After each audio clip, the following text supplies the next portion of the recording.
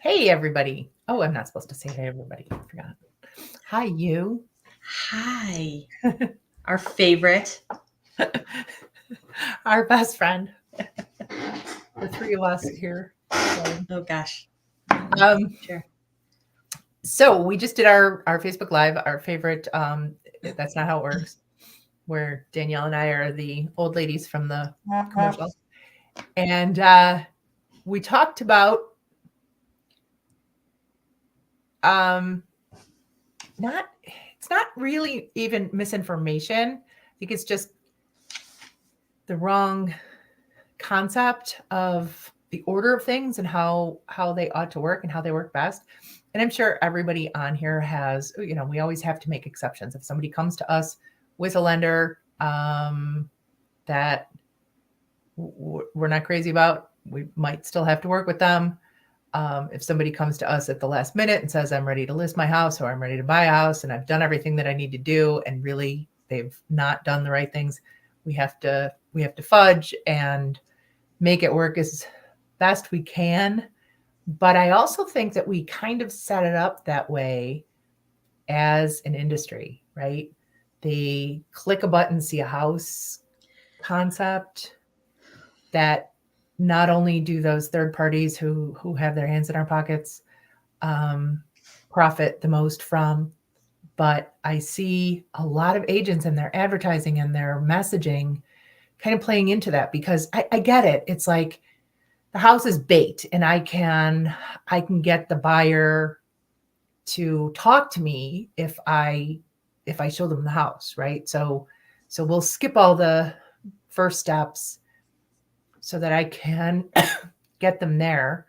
But then you're always scrambling, always trying to play catch up, always trying to get them to do the things that need to get done, right? Well, yeah. I think that's part of the. There's usually kind of two ways or the reasons that clients think that they want to do 2 steps or 5 steps or 10 steps ahead. Because one, it is they've been told kind of what a headache this process is going to be. Yeah.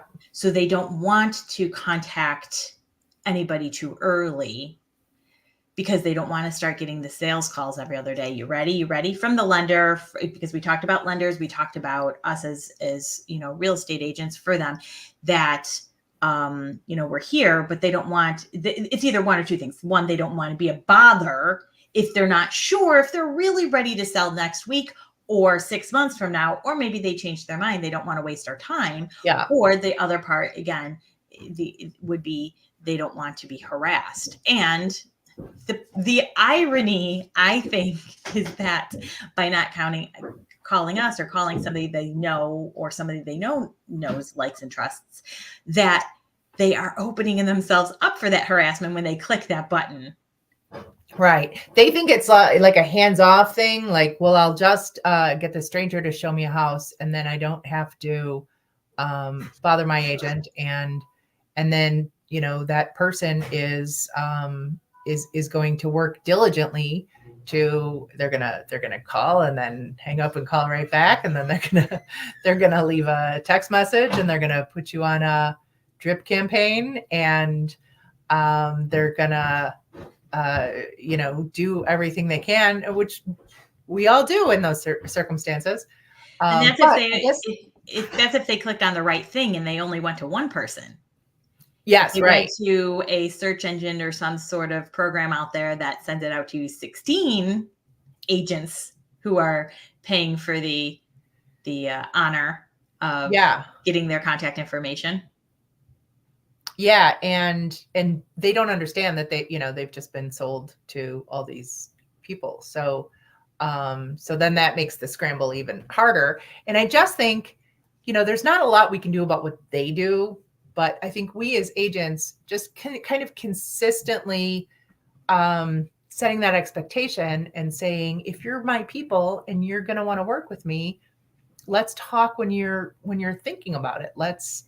Um, let's start those conversations early, so you can be in the best place, best position. I mean, we know that anybody anybody, I got an introduction yesterday from former clients to friends, and they've been going to a couple open houses and they've been looking on, the websites, and they're not quite sure that they want to talk to me yet. And I'm like, well, you can't buy a house. Like, it's just not going to work. There are 20 people for every house that comes on the market, and you can't compete without an advocate. So I just think we need to, keep that consistent messaging that we are, as the good agents, as the professional agents, we are the people who are gonna guide them, who are gonna counsel them, who are going to answer all their questions way ahead of when they're actually meeting them, inking that contract. Yeah. Right. Because it's definitely, we all know that it's so much easier to have laid down the groundwork instead of playing catch up and going, especially like when you're a new agent, thinking back to just even some of my mentees or, being a new agent myself, where it's like, I thought I had everything, or I thought I knew. And then it's like, wait, what's next? What's next? What's next? If you don't get that right education. And that's part of why we're doing this, for our clients on a weekly basis, and for potential clients, and, for our Facebook Lives, is to try to get some of that groundwork done so that, it's not, what do I do now? What do I do now? What do I do now? Yeah. And I think it's a way that we have our clients' backs and we have each other's backs to say, hey, that instant gratification isn't probably going to serve you real well. And this is the way, I think we see every single day in the Facebook groups, somebody used somebody else, somebody hired another agent. Well, a lot of times that actually happens by accident because they haven't been educated in how this works and how to avoid that. And so they see a pretty house and they click on it. And then somebody says, hey, want to go see it? And they're like, well, yeah. So I think we have to all kind of just keep throwing that out there. Yeah. So I think that that wraps us up for today. And Danielle will not be here next week.